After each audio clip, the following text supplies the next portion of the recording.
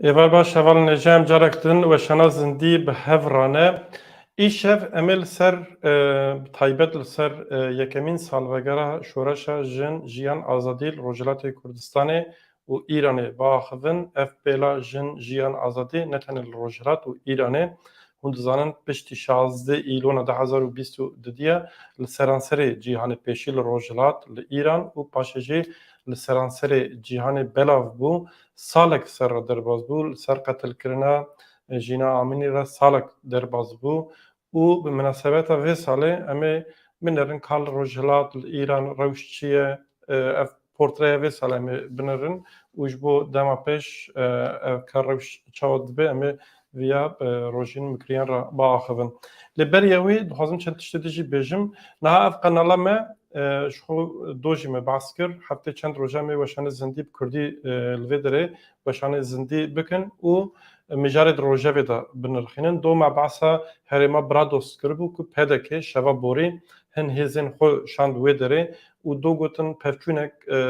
demborî çêbûyî lê niha li wê derê şertine alozî heye û ew sewqiyeta leşkerî ew hêzên leşkerî çek û cebilxaneyên ku pedeke şandibû vê herêmê hê li wê derê ne û li wê derê ev rewş berdewam dike. Yek ev adidiye heyetek ji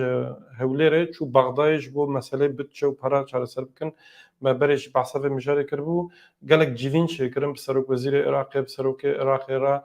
bi Serokê partiyan re lê encamek derneket. Yani tenê wisa bêjim encamek derneket ji ber ku di navbera Bexdayê û Hewlêrê de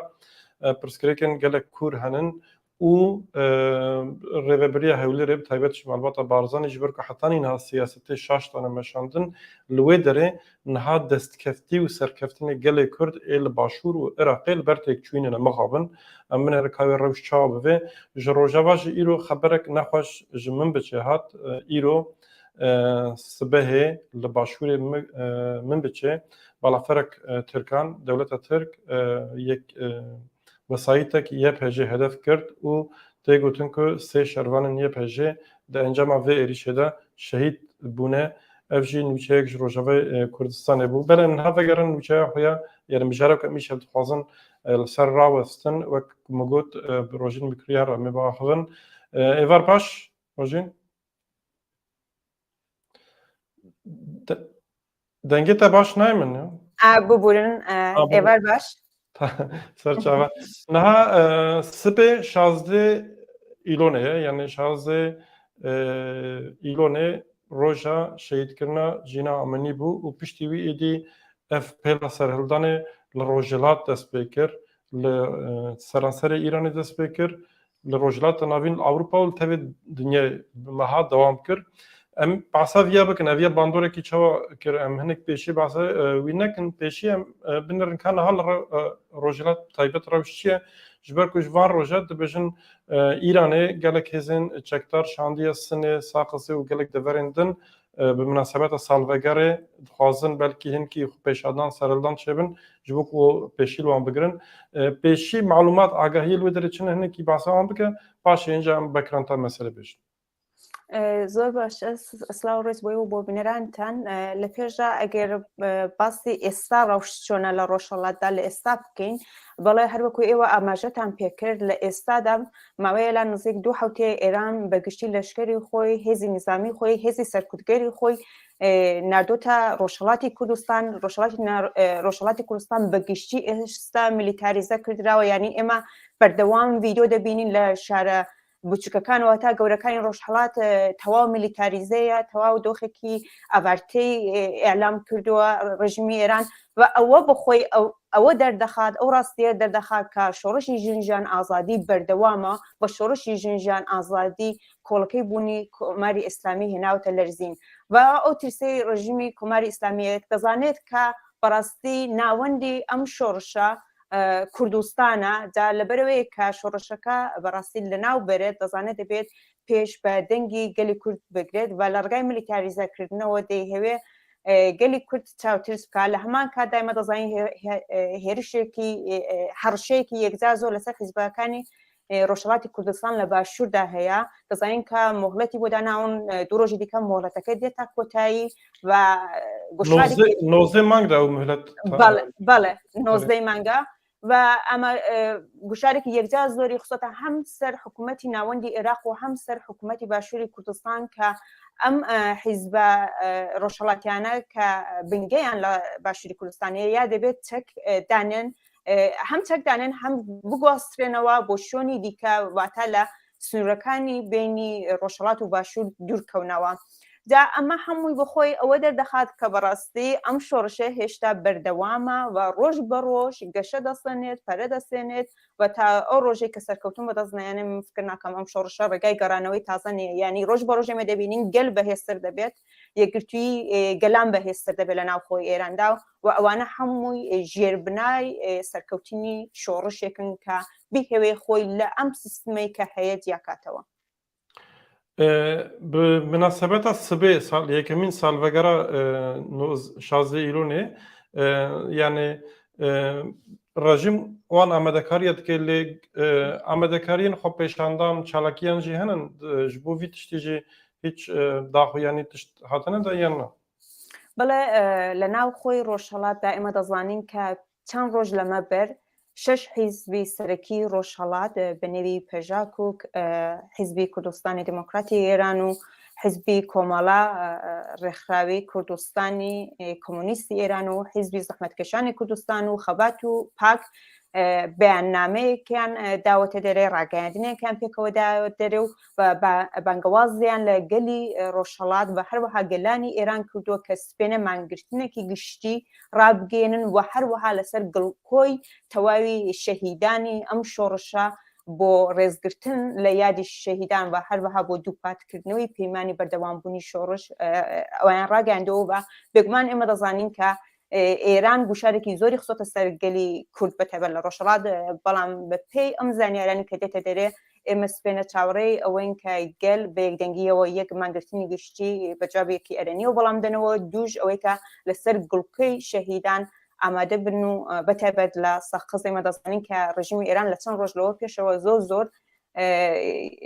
ینی بارودۆخی سەقز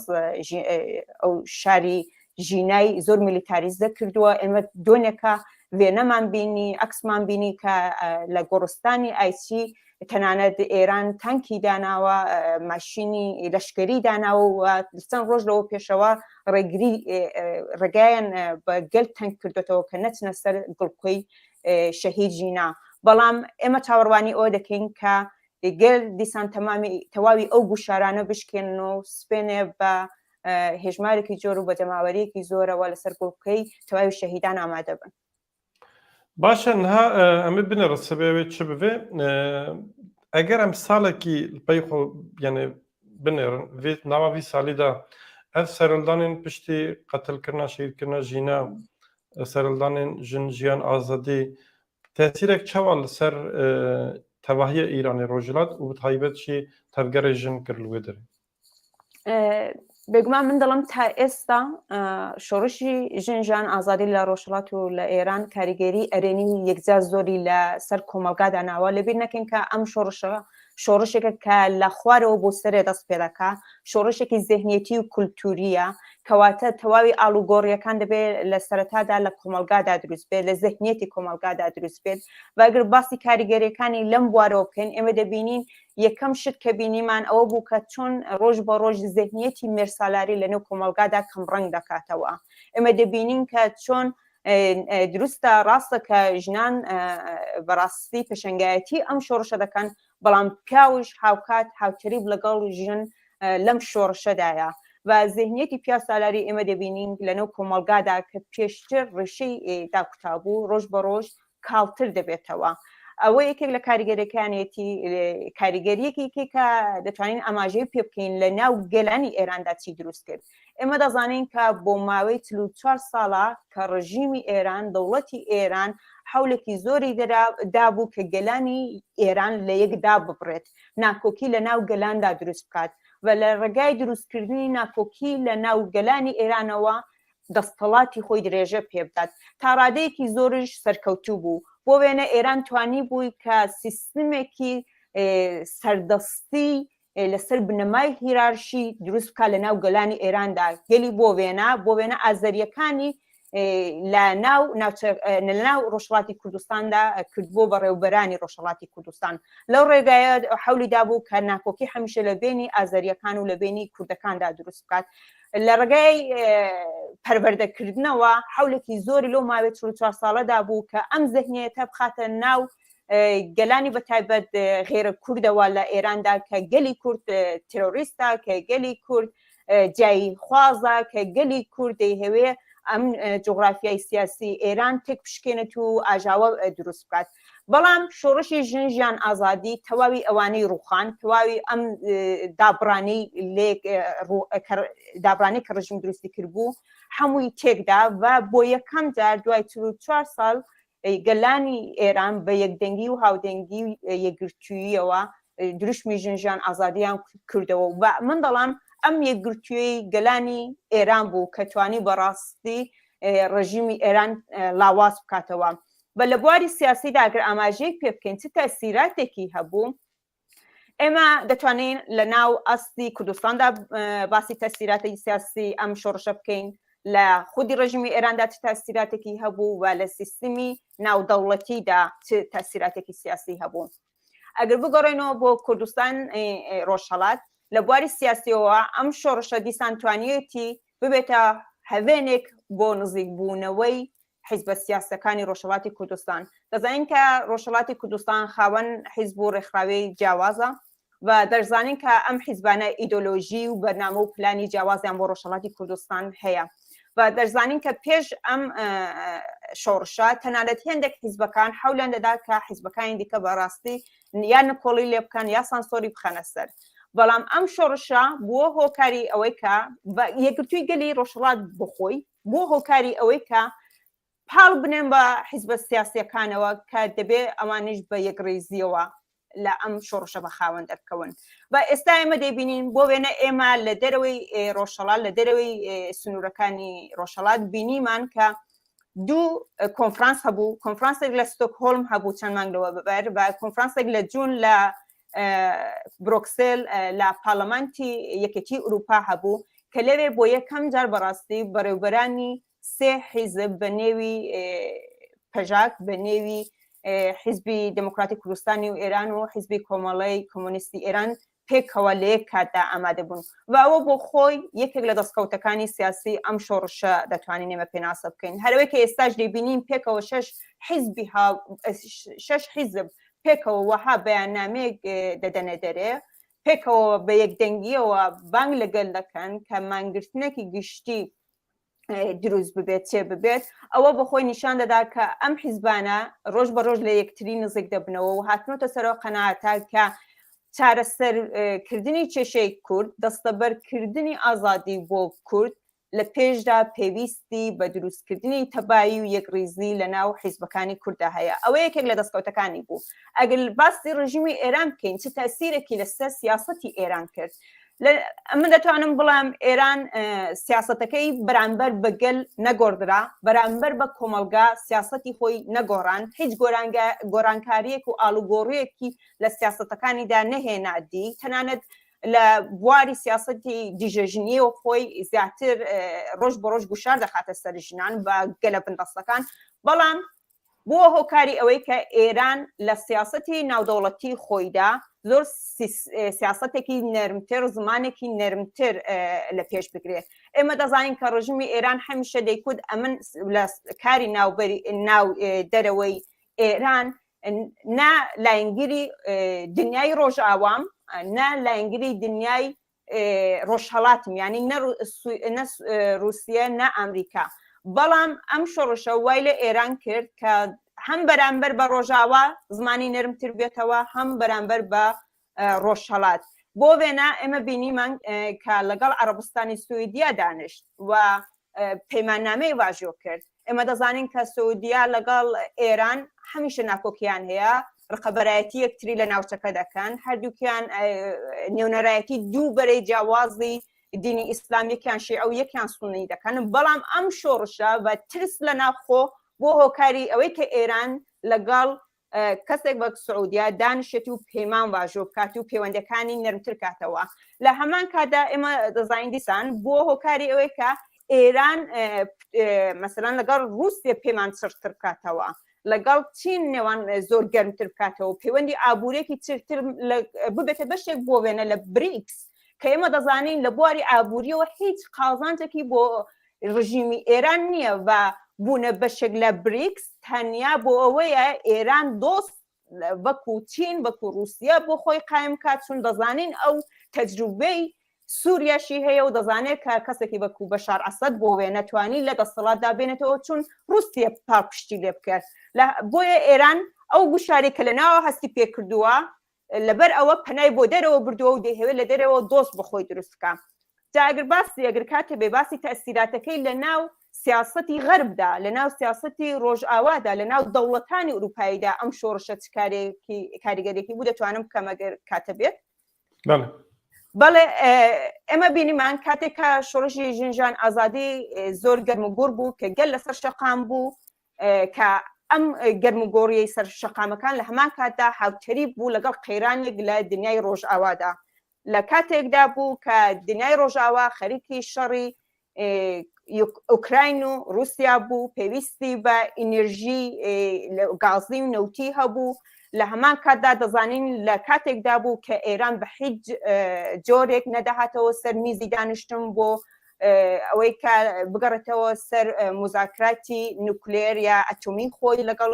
ئەمریکا و ئوروپا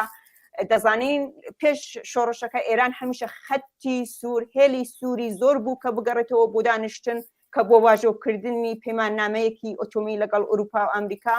جا ئەم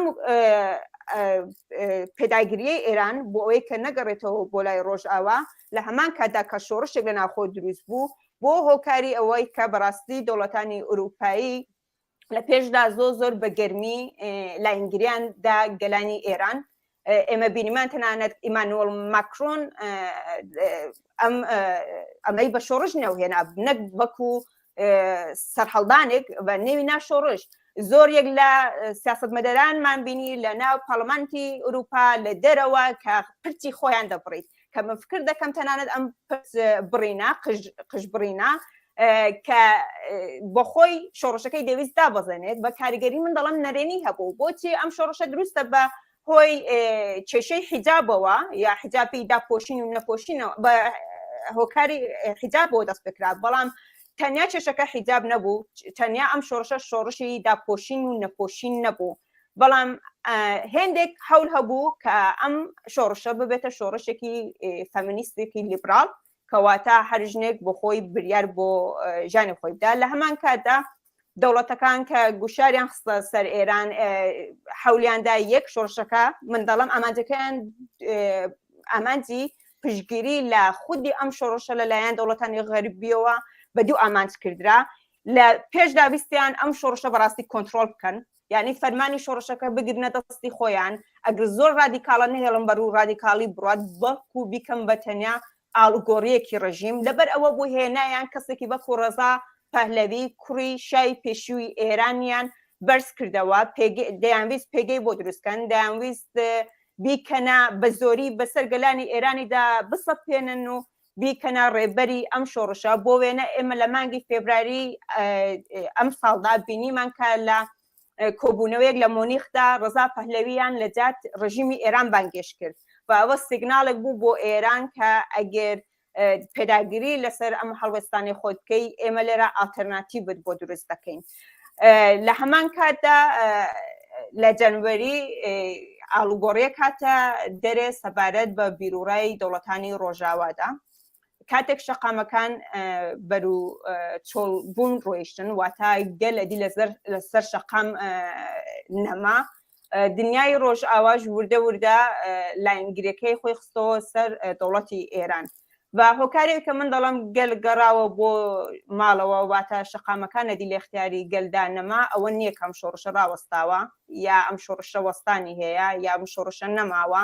بەڵام هۆکارەکانی ئەوەی کە گەل شەقامی بەجێهێشت هەمان دەستێوەردان لە ئەم شۆڕشە بوو لە دنیای دەرەوە